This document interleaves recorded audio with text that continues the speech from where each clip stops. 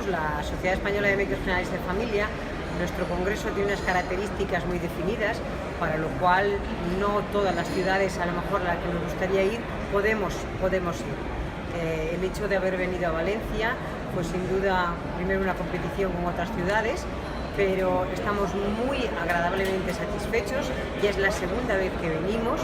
La ciudad tiene unas características de acceso envidiables, tanto el AVE como las autovías, y luego el Palacio de Congresos es una satisfacción muy grande el poder decir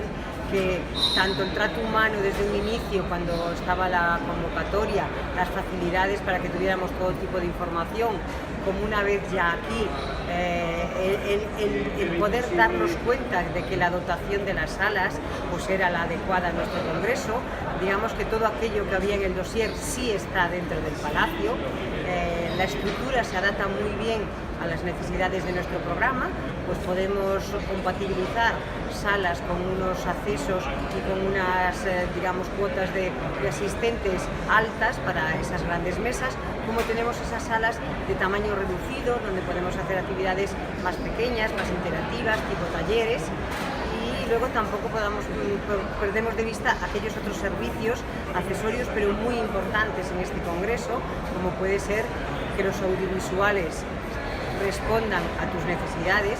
que las capacidades que hoy en día son imprescindibles de las redes de internet, las wifi y todas estas parafernalias que nos hacen más fácil la comunicación, y también el catering, por qué no decirlo, el tener un buen servicio de catering, el que te facilita los servicios complementarios que son imprescindibles para los congresistas. Yo diría que Valencia es una ciudad excelente para traer un congreso de estas características, y el Palacio responde perfectamente a las necesidades que tenemos con estas estructuras.